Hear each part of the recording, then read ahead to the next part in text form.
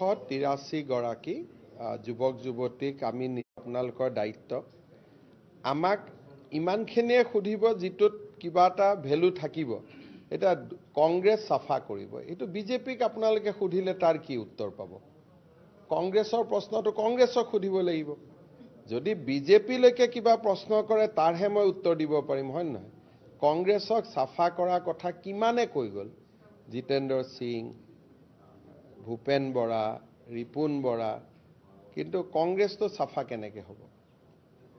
পবিত্ৰ মাৰ্ঘেৰিটাক ফোন এটা কৰো চৰকাৰত যদি তেওঁলোকে জিয়াই থাকিব পাৰে হেতু তেওঁলোকৰ নিয়ম লোকসভা নিৰ্বাচনত তেওঁলোক বেলেগ আছিল নেকি কাক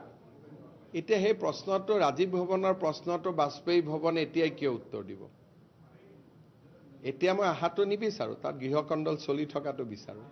যেতিয়া অলপ কাজিয়া পেছাল আৰু বেছিকৈ লাগিলক এটা কংগ্ৰেছে বাধ্য কৰি আছে আৰু কংগ্ৰেছে আৰু বহুতক বাধ্য কৰিব দীঘলীয়া লিষ্ট এখনো আছে আৰু টিআৰপিৰ মাজতো কাজিয়া লাগিব